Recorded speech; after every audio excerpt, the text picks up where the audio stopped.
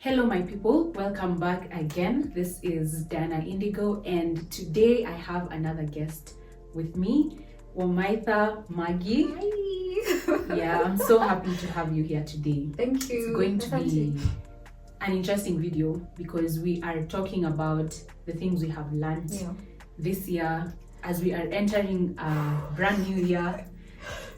Yeah, it has been a long year. Yeah, it has been. Yeah, a very long year. Yeah. What word will you use to describe 2025?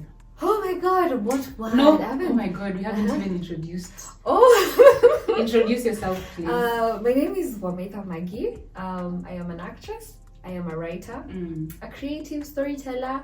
That's who I am. I'm also a film student. I do film in school. I think I'm also an entrepreneur. Oh god, this year has made me an entrepreneur. You have picked up a lot of roles. I've picked up a lot of things this year. That's nice. Yeah, that's who I am in a nutshell. Yeah, but there's more to me than that. There's more to me than the career Maggie, the writer. There's more to me than that. Yeah. Which is amazing. Thank you. I'm so happy for all your achievements because I have personally watched her, achieve so many big milestones. This person that is seated right here, you guys are gonna see, is a big person. Oh God, hallelujah. Anyway, what word, just one word, will you use to describe 2025? Can I say crazy? Wow. Typical. It was crazy. Yeah. 2025 was crazy. Crazy in a positive and a negative ways. You know, those things you didn't expect will happen and then they would happen. Crazy. Things, negative things that you didn't see them coming. Like, crazy. Yeah, so I'll just be like, 25 was crazy. 2025, it was a crazy year. Yeah. But is it more in a good way or more in a bad way? More in a bad way. Wow. I'll just be honest and be like, more in a bad way. But I'm so grateful that it's been always light. In as much as there's like the you get out of some of this season and then you go into another season of oh my god. But then in all those bad crazy ways, there's always been something that's kept me going. There's always a light. I'll say that. Yeah. The light is always there. But I'm grateful. I'm really grateful I had to experience a bad crazy 2025. I'm really, really grateful I went through those challenges and the negativity that I went through this year. I'm so grateful, guy. Because it taught you lessons. Oh God, a lot. Which we'll cover a lot. This video. Well, for me, one word, I'm going to use the word that I used for me, usually when I'm beginning the year, the way we make vision boards. So along with that, I find a single word that I will try to embody all through the year. Oh, and the word for me was thrive. So that's the word that I'm going to use to describe 2025. Beautiful. It sounds beautiful, but it's also thriving from bad things, negative things. Negative sounds more simple. So all through 2025, I tried to, with every experience, I tried to thrive from it. Which means I didn't let anything put me down, whether good or bad, I just tried to come out of it thriving. Yeah. So, because when you say thrive, I'm looking at it in the aspect of I'm thriving in everything I do, but I love the perspective of even if it's a bad thing, I'll thrive out of it. So because you can't avoid the bad experience. Aki, for sure. And actually, before we started recording early in the morning, we're talking about the challenges that you want to face in 2026. Yeah. Because so that means we are ready and we accept that. As much as we want good things to happen, bad things are still going to happen. For sure. And we have to acknowledge that. Yeah. I don't think anyone can escape bad experiences. You can't. So you just have to accept that. Because it's very unrealistic if you're saying, oh, I'm entering 2026, I want all the good things to come to me. it won't work out like that, and you're going to be January disappointed. to you're going to just have a good time, and of course that's the ideal. The mind wants that, but life will happen. has a lot. Yeah, life happens. Anyway, so we're going to begin sharing the lessons that we picked out. Yeah. And do you want to start or do I start? You can start because I wrote them down on my phone. Have them yeah, on my you book. have them on your book. I'm gonna start with a finance lesson that I learned. Yes, I learned that if you can't buy two, you can't afford them, and if you can't afford them, you shouldn't be buying it. Because I've made so many irresponsible financial decisions because you just want to. Okay, there was this other thing that I learned related to that, and it's when you get money, pay yourself first, whether it's saving or just getting something for yourself. But I feel like it means save first. But how I took it at first was, just spoil yourself first. You need to give yourself something for working hard for it. Yeah. But what that does is it makes you become irresponsible. No one has specified the amount of money you have to pay yourself. Yeah. And of course that's subjective, but for me there was no limit. And I have to admit that I might be a very irresponsible person When it comes to money. Okay. most of the time, because I'm at the age where there's so many things that I want to experience. Yeah.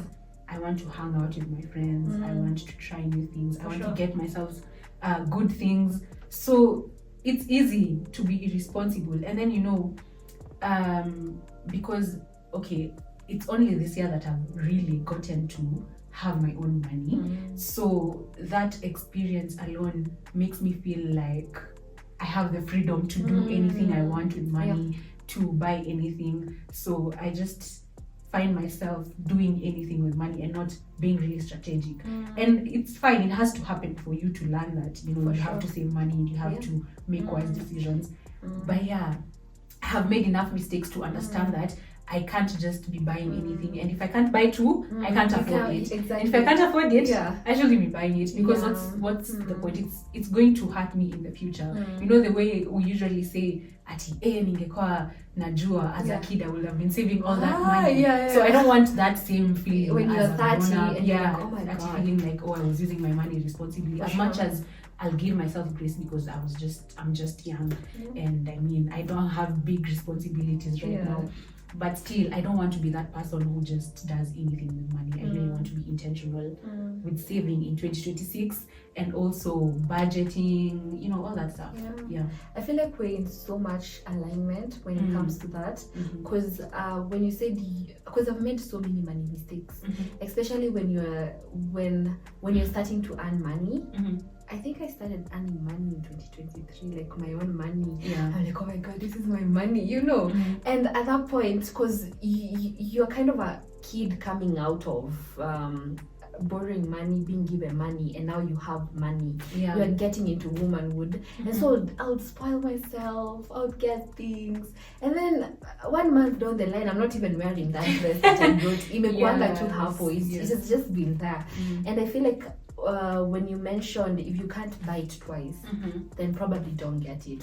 Save for it. And so for me, I'm even looking forward to, if I want to get a new phone, right now I'm working towards getting one, and so I'm saving towards it. Like, this is specific. So if I want something, I won't go to the market and be like, I want this one. I won't get it there. I'll be like, I'll get it, but after saving for it. And I feel like I really relate with you. I've made so many money mistakes. Yeah. So many. I'm like, but it's good. We still have time to redeem ourselves. And that happens. Money mistakes happens at this age. Yeah. Especially now, like we have just mentioned how we're just girls. We want good things.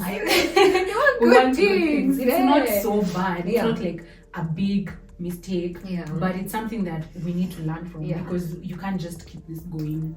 How long? Like, is there a point where when we're supposed to start saving money? I don't think so. I think it's just something you have to decide for yourself. Because I know I want to be able to afford other things that I can't afford now, and for that to happen, I need to know where my money is going Yeah. and how I'm spending it. I We need should be masters of money. Yes. I think that's something I learned. You should be a master of money, and I feel like so many people are living life where like money is their master. Yes, You feel me? that's So true. right now I've learned how to be the master of money and to actually be like, oh, I'm gonna put this on. I wanna start investing small.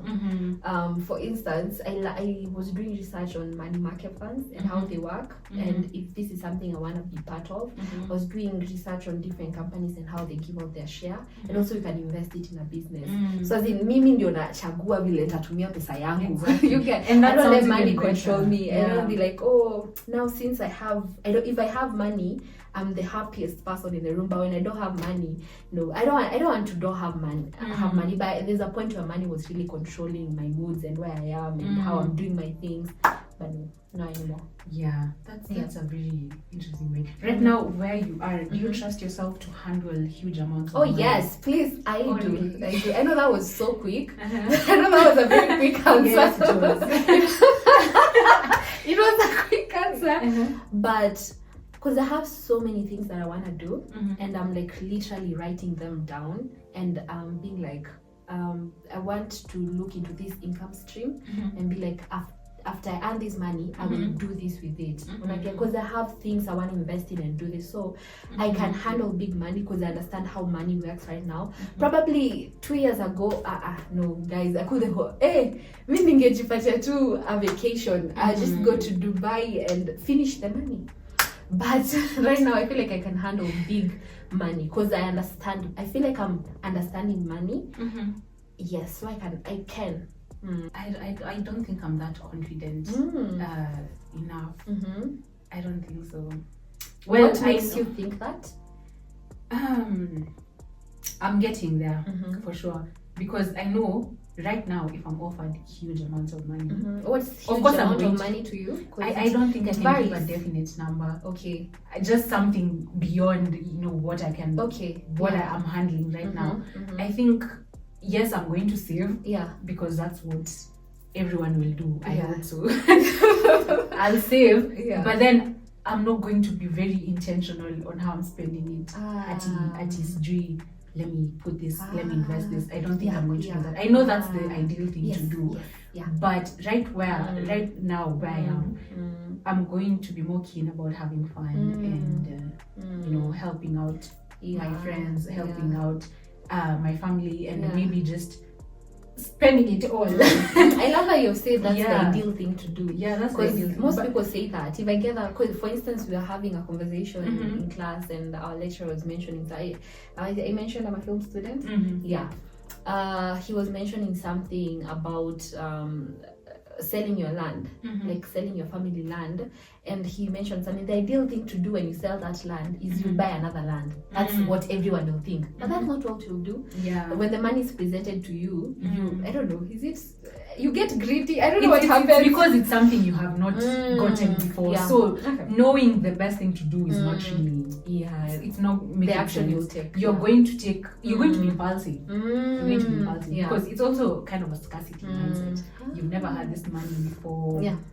What are you supposed to do? You see the way people win Yeah. lotteries and you just want to travel. You just want to You're travel, thinking like- impulsively. Yeah, because and this is then not the kind of money. you there's used to. subconsciously you're like, I have a lot of money, so I can travel. Yeah, so you can do anything. You can Exactly. do anything. I love Exactly. that you mentioned scarcity mindset. I've been trying to how can I say it? Scarcify. Try to discuss. No. Let's To say the grammar, let's not ruin the grammar. But my point is, I'm trying to really get out of that mindset, of the scarcity mindset. I feel like this year I've really gotten to the abundance kind of mindset.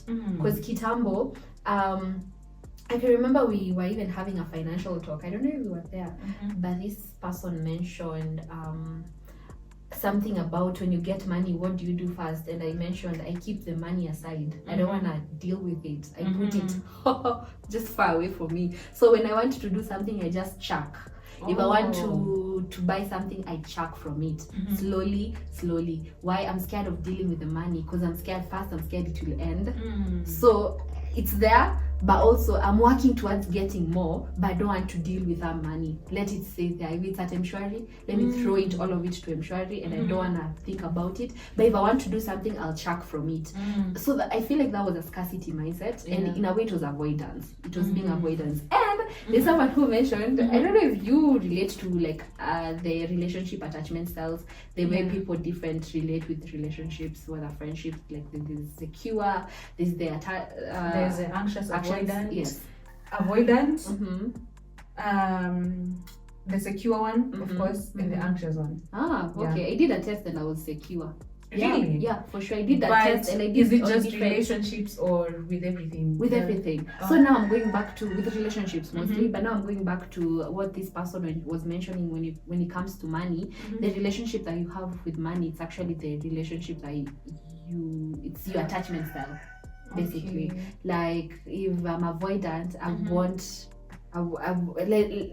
don't want to talk about anything money. I don't want to know what's happening with my account. I don't want to figure out how to invest it. I just want to know how I'm going to make it and throw it. Make it and put it in the account, and I'll just chuck it slowly. So yeah, but at the time it was hiyo ndio ilikuwa mindset yangu. But I feel like I've really outgrown that. I'm starting to be more of like looking for ways to get money, and also being like I'm the master of money, so I have to figure out how I'm going to use it in a way that will improve the quality of my life and also give me an abundance in the future. Yeah, I think that's how I'm relating with money right now. Okay. Yeah. Okay. Wow, that's interesting. My relationship with money, I don't know what I can call it. It's still in the works. Like I said, this is something I want to take into 26 anyway. But I really would like to be that secure when it comes to money, because right now I'm still just all over the place. I want to have fun. My priorities in 2025 have been having fun. Yeah, and for sure you've had fun. I've had fun. And also like just making myself I don't know, feel good that I'm getting money. So yeah, I haven't been the best with that. I feel like it's a necessary stage. Yeah, it's really necessary. I wouldn't have been desiring change if I didn't go through this experience. Exactly. Yeah. Okay. Yours was the first one? Yeah. Me, I feel like I don't know. I feel like it was my point. We could have really talked. Oh my god. Anyway, so remember when you asked me how I could describe my 2025, and I was like crazy. Now let's explore crazy. So one, I did learn that failure could be a good thing. Okay. And that's how I actually have that too. So we can match them. Yeah, Failure could be a good thing. And this was a mindset I didn't have in the past. The past years of my life, me failing, oh god, it's a bad thing. You know, like, why did I fail? What should I do? What made me fail? And failing really put me down in a way that I couldn't try again. I mean, I failed. Why should I do it again? You know, but the lessons that I've gotten from failure, and the idea that sometimes it's not your time. For instance, acting auditions, I actually even wrote them. I pointed them out. In acting auditions, you go to an audition and you literally are so close to the finish line. You're so close, and you see yourself having this role, and you see yourself, and you even start living the character. But now you go to the final casting, and you realize, oh, the other lady was picked. You know, and so you see in your head, you already had these expectations. Oh, now I have a role. It probably be in the next 2 months, guys, hamni party. I'll be busy and all that. So that feels like a stab.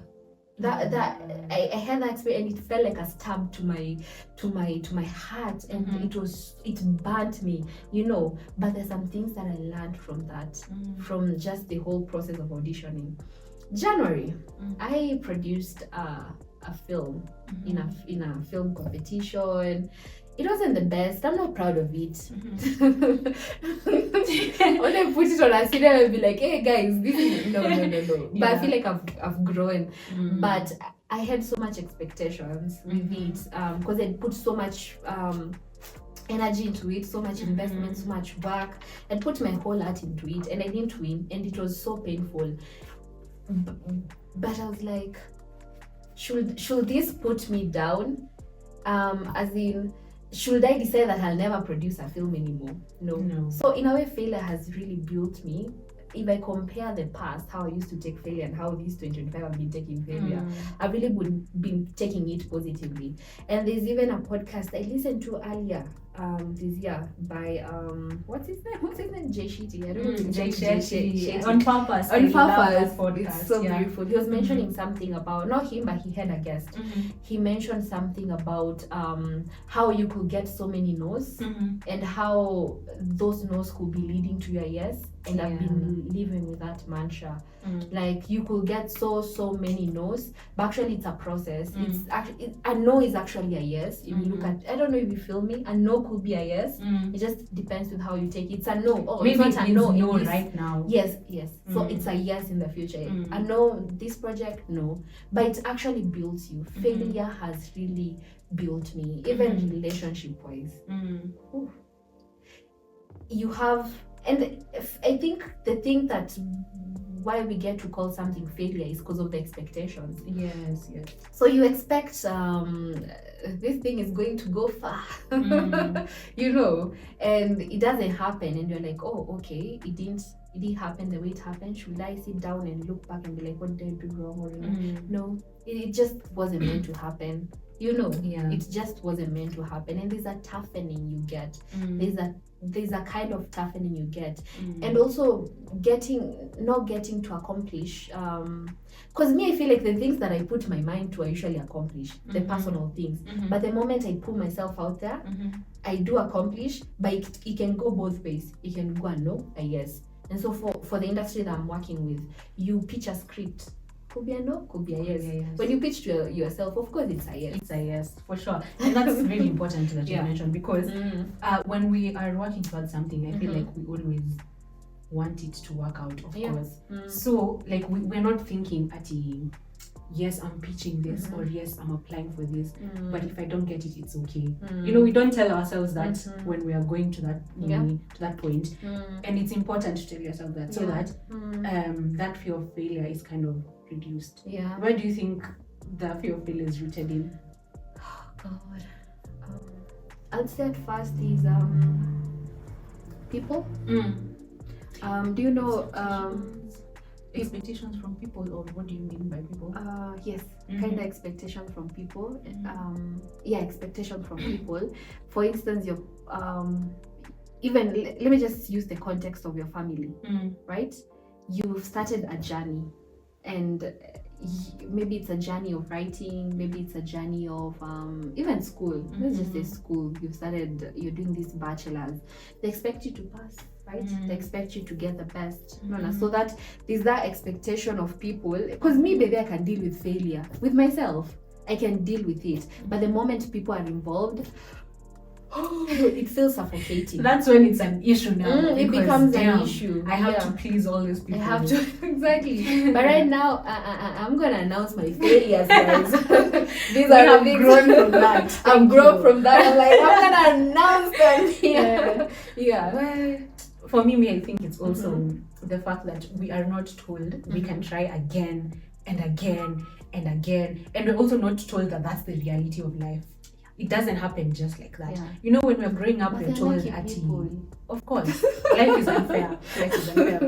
But you know, when we grow up, we're told how, you know, if you work hard, you're going to get this. If you work hard, you will. If you work hard, that's the emphasis.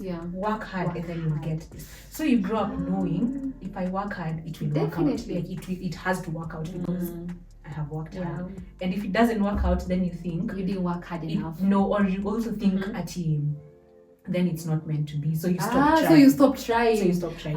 When you are meant to try again and again and again, because like Jay Shetty mentioned, you will receive so many no's leading to your yes, which means try again, ask again, apply again, pitch again until you receive your yes. So many people have to just familiarize with that. Try again. If you really want something, then just try again and again and again. Me too, I have failed a lot. this year, there's so many applications that I've made, Yeah. and they're rejected again and again and again. But that doesn't mean that I stop applying. That doesn't mean I stop, dreaming of this thing. Yeah. You still have to work for it. Yeah. Maybe that's the working hard Yeah. that parents meant when they told us work hard.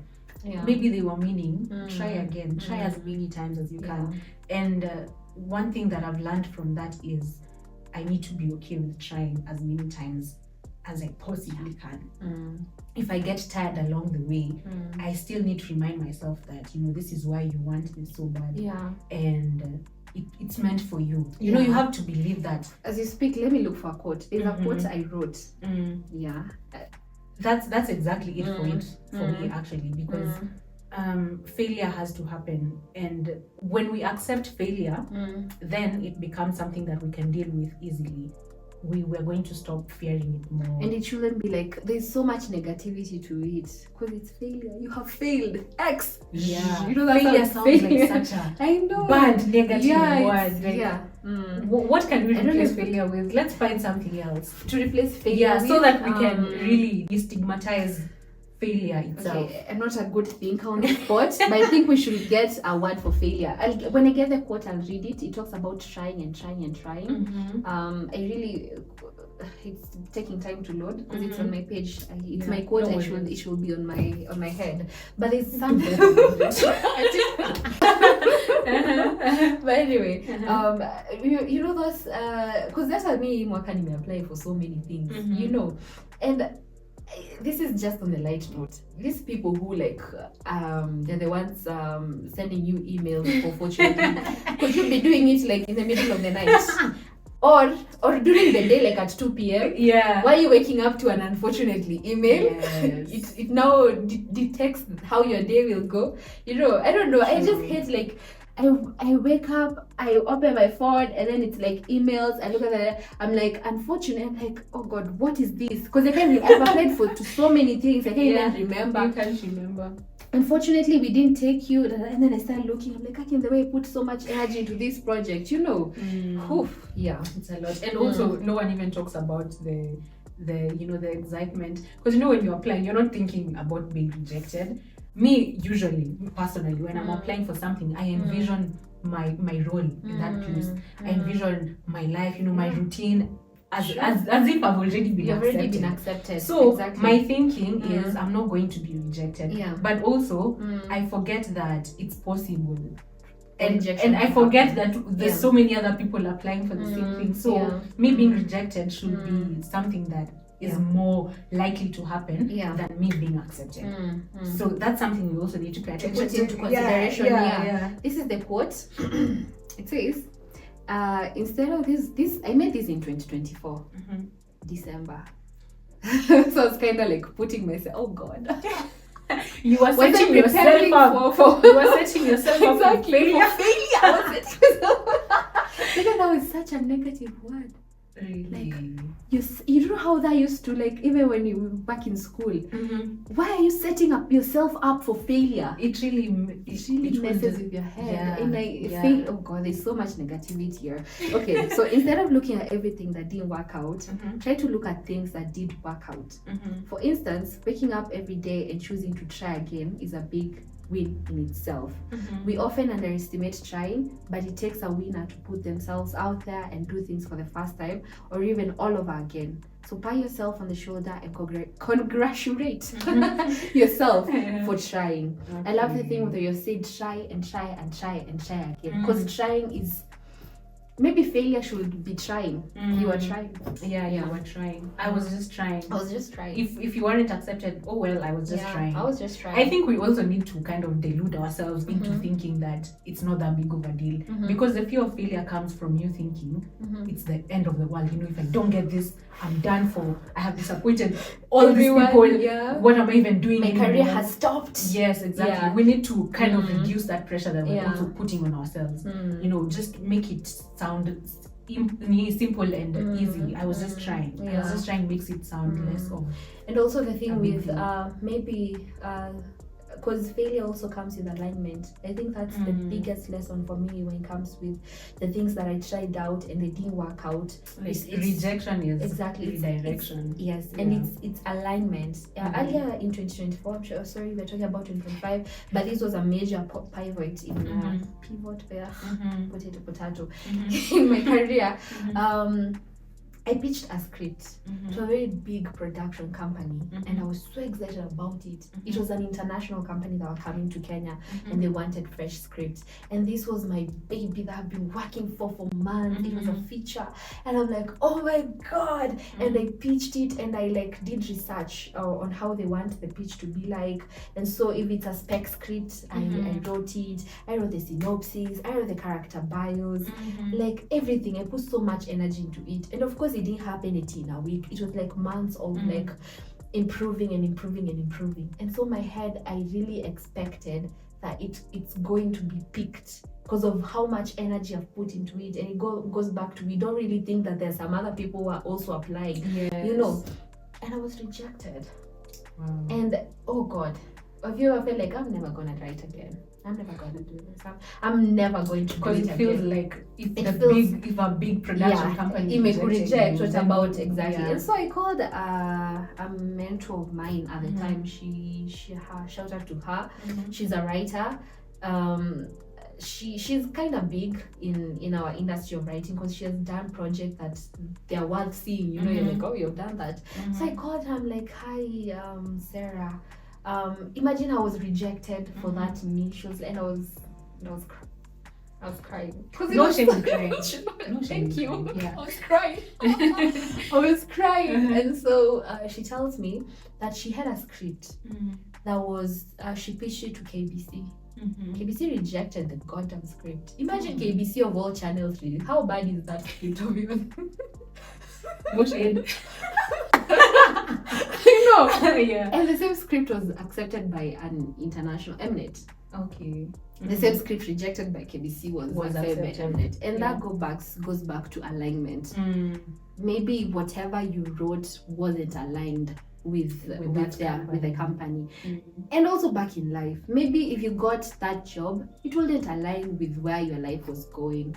Maybe if that relationship worked, there was no alignment. So for me, failure has been more like, that was not my alignment. And I love what you've said, redirection. And I love the way your mentor reassured you. And I think that's also something we need while experiencing failure. Reassurance. You know, when you fail, many people will kind of okay. We don't want to associate. Exactly. People don't want to associate. People need to be like, it's okay. It's okay that you have been rejected.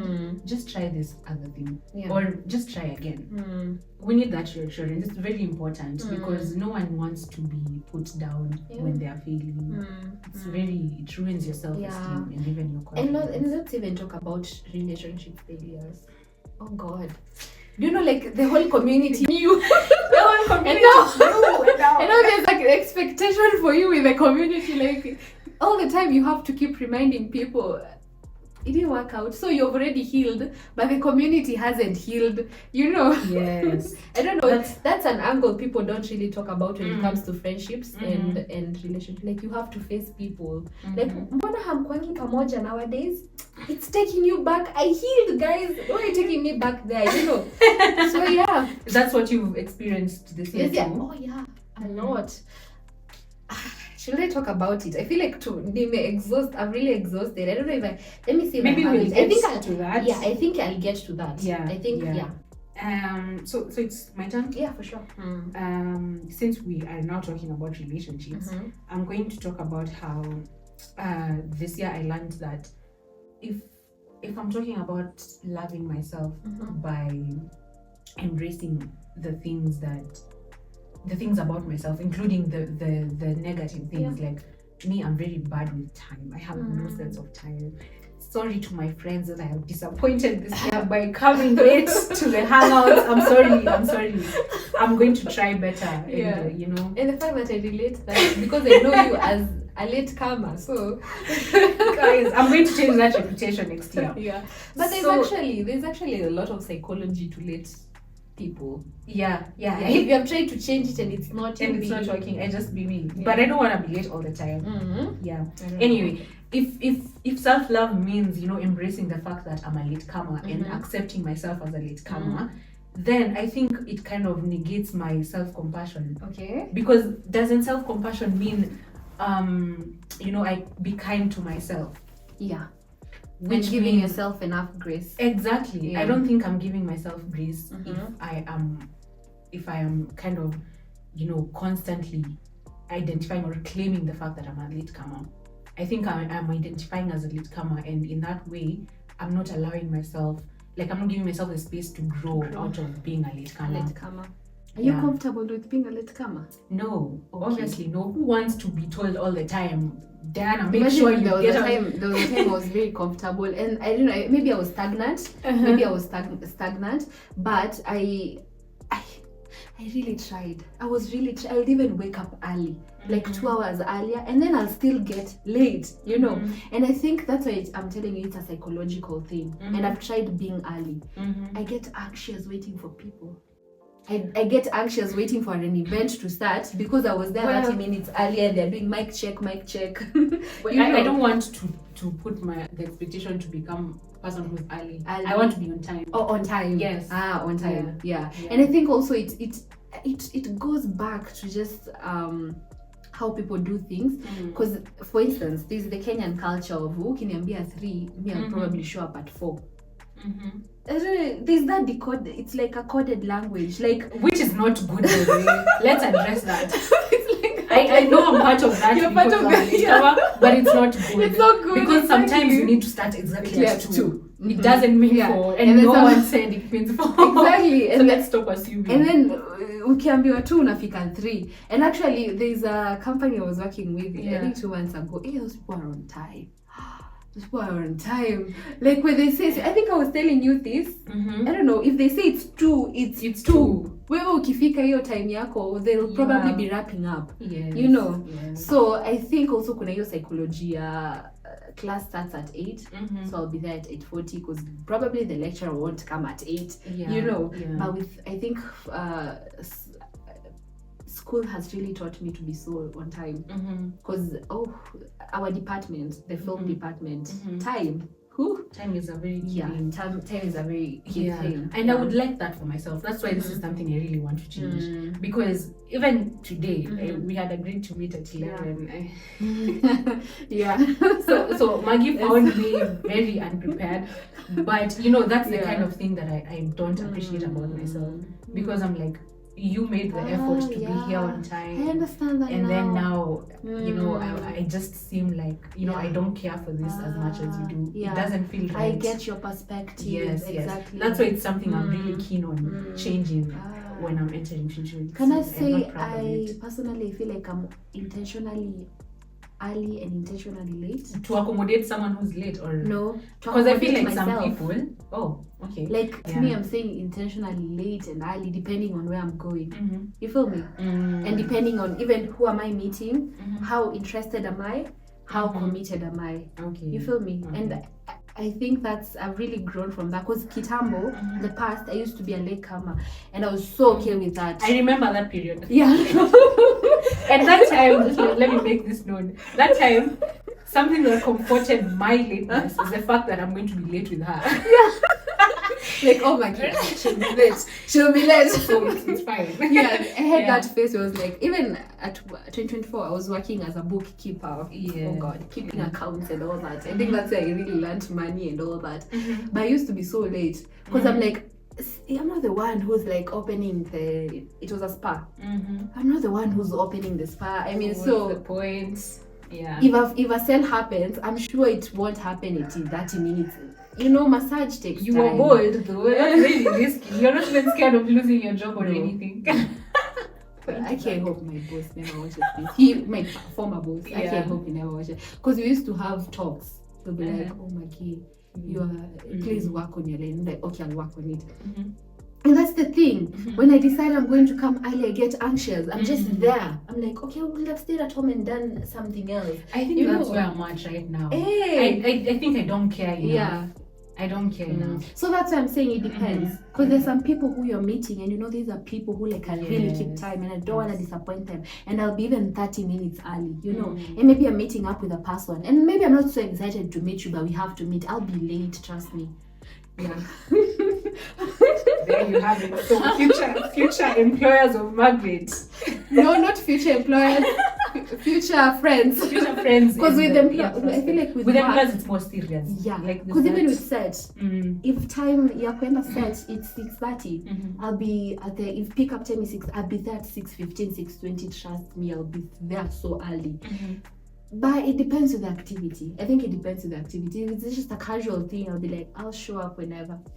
Yes, okay, that's how I am. But for me now, it leaks into even professional things sometimes. Yeah. But and I'll always find a reason to kind of explain my lateness. I'm going to be like, oh, there was traffic. I live at the other side of the world, so you have to. Do you know it reached a point where I never gave excuses for being late? I know. I was just like, it happened. It happened. Yeah, I stopped giving until like, I'm sorry, it happened, and then life will go on. But I feel like. The pressure I was getting for getting late, I think it kind of also shifted my mindset in a way. Yeah, nilifanya like niko like I'll be late on. I'll be late on purpose, early on purpose. Yeah, depending on where I'm going. So yeah. Well, if it's something that you know you're not proud of, then you're meant to change it. Yeah, you're meant to change so that's it. why I really want. But the lateness where like I don't wanna come, me, I'm proud of that. Damn. You'll be late on purpose. Like I have an obligation to show up, but it's at whatever time. At whatever time you will see me. You know I'm coming. You right? see me when you know I'm coming. Exactly. I know I'm coming. We'll meet. But where it's like everybody has put their time, effort, money into something, and you want to create something together. I have to keep time. I definitely have to keep time. But it's something casual, and you know it's casual. I know it's casual. Yeah. What's the effort for? Exactly. Okay. I get that.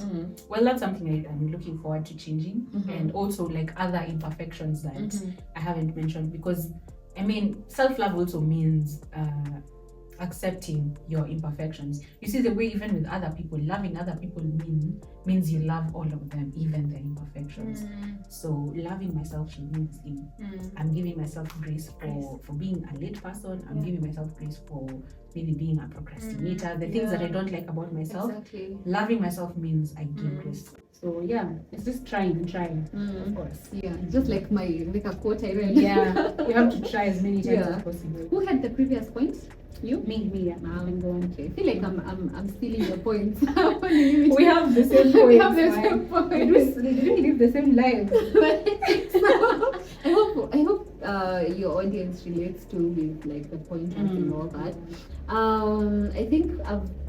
I think this has come up with the previous discussions, but also it's okay to start again. If that didn't work out and umetry umeona this is no longer, or maybe it's no longer aligning with where you are in life, it's okay to start again. Whether it's a business, whether it's your creative path, whether it's like corporate employment, I feel like it's okay to start again. Yeah, I've really restarted this year. I've really paused and taken time and then restarted again and again and again and again until I felt aligned with what I was doing. So there's a quote. There's a quote that I really love. This year. I actually have it framed. It's. I love that you frame everything. Thank you. It says, "Be patient when becoming someone you haven't been before." So what that means is, when you're trying new things, when even it doesn't have to be a new thing, when you're doing things that are out of your comfort zone, be patient with yourself, because it's not easy the way it will be easy for someone else who has been doing it for the longest. For me, content creation is something that I just began this year. So what being patient with myself with that looks like is I should allow myself to start again and again, like you said. I need to give myself the patience to make mistakes, to even fall back, fall out of routines, but allow myself to start again, because it's something new for me. You know, what people need to understand more is that we have the privilege to start and also try as many times as possible Yeah. at this young age. Mm. So we need to use that privilege. Yeah. Because it will get to a point in life where now we can't just say, try again. Try again. You have no time. Yeah. You have other people and other things to tend to. So Yeah, for sure. use that privilege now. Yeah. Now to explore, and it's okay to explore. I think this year I've really explored so much of my creativity, so much of who I am as a person, and trying different things until I'm like, oh, and how did I even get to figure out I'm an entrepreneur? I got a business idea and I started with it. It was like, oh, it's good, but then it reached a point I don't feel like doing it, and then I got another business idea and I started it. I'm like, oh, okay, so I have entrepreneurship skills. It's just that I don't give myself enough chances to do things. Yeah, and also the idea that you don't have, if you're in a path, it reaches a point where you don't feel aligned to that path. It's okay. It's okay to start something else. I feel like that has been me so many times. Yeah. And I'm proud of that. Thank you. I'm really proud of You that. really meet me in Yes. January. And you're like, oh, say what you are doing. Oh, okay. Say what you are with Nani. Oh, Yeah. I know you moved on. moved on. Wow. Yeah. I love that. I mean, I have a point that relates to that. Okay. You said something about, what have you said? You said Discovering. discovering you have entrepreneurship skills. Exploring. Yeah, I have a lesson that relates to that. It talks about how action matters more than vision. And for me, what I was thinking about when I wrote that is exploring my skills or my limits, like just going out of my comfort zone in general. One thing I did this year was learn skills that I never thought I would even be interested in. E.g., leadership, digital marketing. Those are things that I never really thought I would be interested in, but I went out of my way to explore that skill and desire, whatever. And through that, now I learned how action matters more than vision. Because again, when I'm planning my vision board for the year, you're taking pictures from Pinterest. You just have a vision, like this is what I want to be, this is how I want 2025, 2026 to look like. But if you're not acting towards that vision, Nothing will happen. Nothing will happen. Nothing will happen. Yeah, and what that action looks like depends on like what action you are determined to take. For me, elevating myself, because like I said in the beginning, Thrive was the word for 2025. So I knew Thrive meant in every way, like skills, education, relationships, all that. So thriving in skills meant exploring skills that I never thought I would try before. So that's what made me learn skills, and that's the action behind it. If it was just meant to remain as a vision, then I wouldn't be exploring new skills. I would just stick to the things that I want to do, and that doesn't change anything. It doesn't make me thrive in Yeah. And I love what you have said, because we live in a generation where it's more of manifesting. Yeah. You manifest. Let's be realistic. Like you want to get a Range Rover at the end of 2026, and you don't have an income stream. You know, like you don't have savings. To just appear. You don't have a rich family. It don't just appear. You manifest something, you put it on a vision, and then you work on it. And actually, I love action from a vision. Yes. Get a vision, but have action points. What do I do every day that will lead me to getting this? Everyday activity that will lead me to accomplishing it. And I think what I'll try with 2026, I'll also have an action one. Okay. Yours was Thrive? Yeah. Mine was noun. Okay, crazy. Like, and then figured it out here on the podcast. I didn't have a word for it. Yeah, I think that's a good way to start a year. Yeah, it sets your direction. You have to have direction. You just can't say, by the end of that year, I really want to do this. But you have no direction, then what steps are you taking? Yeah. And I love when you mention about elevating. Oof. Every day it's a learning day, every day is a growth day, every day is an elevation day. Like the moment you become a place where you feel like you've grown, it's like you're dead. It's like you're stagnant. You have to grow every day. And you have to be open to that growth. You've mentioned how actually you're planning for a Range Rover and you don't even have the income stream. Another thing, it doesn't have to be big things. Even when you're planning your vision board and then you have something like, personally, I'm just going to put it out there. Don't Don't criticize me too What much. is it? But I had getting into a romantic relationship in my vision board. But what the reason why it didn't happen, Why should people criticize you for? I feel like because people are right so now it closed didn't off. happen. It didn't happen. Oh, it didn't happen. Why? Because it was Yes, it's a because good it thing happened. to want Yeah, it. it Okay, happened. it didn't happen. But what I'm saying is, it didn't happen because I didn't act towards it. Ooh. Like I just, Yeah. I said I'm going to manifest a romantic relationship, but then I just sit and expect a man to just appear. You know the way they say, ati me as a homebody wanting to have a boyfriend, I'm just expecting the guy to ring the doorbell and appear. It's the same thing, and that's very unrealistic. What I needed to do is like put myself out there, for sure. and then Social be in spaces where I can find someone. Yeah. What I did was the complete opposite. Stay at home, block people, and I wasn't Lock opening in. doors. Yeah. So that's definitely Yeah. a learning That's a point. very good example, honestly, and it's so funny. I find it so funny Yeah. and I feel like it puts to perspective. Mhm. How do you wish for a Range Rover and you just sit waiting for it? Yeah, Also, how do you definitely. wish for? Because I feel like as a mimi, I have that mindset Mhm. where if it comes to romantic things, they don't want to put effort. Yeah. You just That's find how many me people whenever. are. That's how people are. Find me whenever. If it doesn't happen, well, fine, good, kudos. Let's Also, move on. there's kind of shame connected to it. Mhm. There's shame in a girl Mhm. going out there to look for someone. Mm. Not necessarily shame. I think shame is a strong Mhm. word. I Stigma? think this, stigma. Mhm. Because, like, what do you mean? You're actively looking You're for a actively boyfriend. looking for stuff. I don't think it's a bad thing. I think it's Yeah. because the culture has put it, men are the ones who are supposed to chase. You're not Mm. chasing, you're putting yourself out there. Yeah, And it's not actually, necessarily even in the chasing. past, there's this story in the British culture, women Mhm. are the ones who used to approach men, but indirectly. Mhm. I'll be walking and I see a guy I like, I'm like, I'll drop my handkerchief Drop my so handkerchief so that that he he takes picks the up. handkerchief. Yes, I've You had feel that me? before, So it's yeah. a two-way thing. Yes. It's like, it's a Yeah. two-way thing, yeah.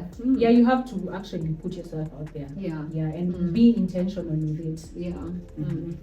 So that was That was my point. okay, so it's me. Mm. The subconscious mind holds a lot of power. I love that one. I love really that one. learned that the subconscious, we work with the conscious, Mhm. but there's so much that the subconscious grabs Mhm. around our environment. Okay, Mhm. let me put it into perspective or an instance. There's a call. Mhm. Someone is calling me. Mhm. I know that I don't have any intention in building a friendship or a relationship with this person, but I love how they talk. I love our conversations. I'll pick the call. I'm not interested in them. I don't like them, but I like our conversations. But how do you like the conversations and not like them? No, Mm. like you don't have an intention of building. Let me just say romantic relationship. Oh, You don't have an intention of you building. started with that. You Now see the Monta. shame around, you know? Yes. Yeah. Now it's very clear. Exactly.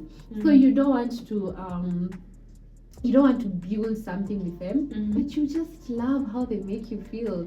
You love their attention. No, it's not their attention. It's the attention. It's the attention. I feel like Okay, it's the 'cause attention. it Let's doesn't put the make attention. sense to me. Okay, the attention Mm. and also the conversations. How Okay. stimulating the conversation are and all that. But okay, the attention. I like the attention. Let's put this clear.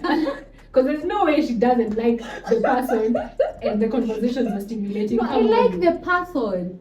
That's But- my point. But I but don't want what to you- build anything No, with you them. said you don't like them. Okay, let me just But be the come out conversations are clearly. stimulating. I think they'll have to remove that part where I say I don't like the person.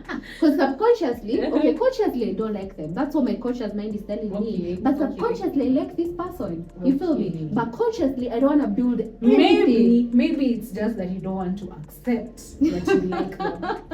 No, it's not. No, I have accepted subconsciously that I do like this person. But consciously, I'm like, no, I can't build anything with this person. I can't have a relationship with this person Mm. because of the dynamics involved. You feel me? Oh. So now, if they call me, I'll still pick it. Right? Mhm. Because I like the conversations and I And like the the person. attention. But I don't want to build anything. I'll be like, oh no, I can't be your girlfriend, but we'll still have conversations. You feel me? But now, what this does to you in the long run, Mm. your subconscious becomes the conscious. Mm-hmm. You like now actively like them. You have feel now me? convinced yourself that Yeah. you like them. You like them, and that's now the get power it. of the Mm. subconscious mind. Mm. So that's being and I think I'll even touch on because I feel like my next point is Mishikana, they're like together. It talks about intentionality in literally everything you do. And I get so even the point of me not picking that phone is because I'm intentional. I'm not building this relationship. Even if I like them, even if I like the conversations and him as a person, I will not pick this call because I'm intentionally focused on not having a relationship with them. You feel me? So in literally everything I do, and I think I'll just leak into my next point because imeshaguza, it was intentionality in literally everything. Spending, friendship, relationship, and goals. Okay. Whatever friendship I have, what's the intention? Why are we meeting? Why are we together? You know, why are we making effort to have a phone call? You feel me? What's the intention? Are we trying to build a long-term relationship or a friendship? You feel me? Yeah. So not just, and even the energy that you allow around yourself. Why am I walking? Why am I hanging out with this person? You know? And how people make me feel was a pointer that I really, if someone makes me feel ish about myself or they make me feel small or I won't hang out with them again. Okay. So intentionality in everything I do, in everything. We talked about money, you remember? Yeah. Intentionality about it. Yeah, and the power of the subconscious. The subconscious, it holds a lot. It grabs your environment, the cues. It has so much power, and over time it becomes the conscious. And so I feel like it's connected with how are you intentional with even how your space looks like, you know, the people you hang out with, you know, the people you allow to your feed, your Instagram feed, how does it look like, your TikTok feed, how does it look like? So it's I feel like they're interconnected, and that's a thing that I'm carrying to 2026. Yeah, I really have to be intentional in everything that I do. I love that. I love that. So that So you're we get the long road. Yes, now it makes sense. And I love that. I mean, intentionality makes you even know yourself better. So because you're doing things with intention, you learn yourself and the reason behind everything. Yeah, that's amazing. Okay, this is the last point. Do you have another point? I don't think so. Okay, so we can close on this point. Negative emotions are good. Like you shouldn't suppress them all the time because you know it's better to embrace negative emotions than avoid them. Because as an avoidant, a certified avoidance final boss. We're certified. Yes. Yeah. I tend to kind of, if something bad happens, you know, I don't want to feel it. You know, let's just distract ourselves. Yeah. Let's move on from this because I can't keep staying in this sadness. I avoid those feelings. Okay. And over time, what that does is it builds up. Yeah. And it will always catch up to you. You think because you have avoided it, it will stay in the past. Yeah, it should be even worse. It builds up and it will come back 10 times worse. So just feel them. One thing I mentioned this before we began recording, I said is I have embraced crying. So I will cry every time when I can and when I feel like crying. So that I make sure I have felt what I need to feel in that moment and then just move on. And then with that, you close that chapter and you move on. Instead of making it build up so that the time when you finally decide to cry, you find yourself, I'm supposed to be crying for this reason, but now I'm crying for last year, for last month, last week. And it's even worse. So and I feel like so many people are in that loop where they look for something that will suppress the emotions. If they don't want to be in the negative, they will literally do anything to not feel. And I feel like social media is one of it. You will literally do scroll the whole day, not to just face yourself. Me, I love facing myself. I love facing the ugliness and the monster. I'd be like, okay, this is it. This is the betrayal that I've gone through. Here it is. You know. And actually, I think I forgot a point. I think it goes with isolation. There's a time I isolated myself so that I can feel the emotions. Like you feel me? Yeah. And I was like, isolation is a good thing because it allows you to be so in contact with yourself. And when I say isolation, I even mean no contact on social media. Like literally, you go on a hiatus and not talk at all on social media. And so sitting with the emotions and listening to them, facing the monster, I think I live with that because if I don't do it, it will come back again and it will be so bad. And I'm taking it to 2026. Amen. Yep. That was so Yeah. nice. Yeah, That it was so was nice. really I love the amazing. lessons that we have, and it shows how much we are growing. Me too. Yeah, so 2026 is definitely going to be another great year. For sure. Yeah, so we'll come back again Yeah. at the end of the year, And and then, we're yeah, gonna have please let's better do this. lessons Exactly. to even give and share. Yeah. Yeah. I'm excited for you. Me too. I'm excited for you too. Yeah. For you, this Yeah. girl over here, she's big. She's big. Trust me, I tell you Yeah. that. So thank you so much for inviting me. I really enjoyed this session. Thank you. I have Thank to, you. and I wish you all the best for 2026. Yeah. Yeah. Yeah. Subscribe please to her channel. Yes, Yeah. please, and also like and comment. Yeah. Share with us the lessons that you have also learned from this year. Yeah. Yeah, and that's all. I wish you guys the best for this coming year. May you thrive. May you have everything good coming your way. Blessings upon blessings. Yeah, thank you for watching. Yeah. Bye. Bye. Yeah.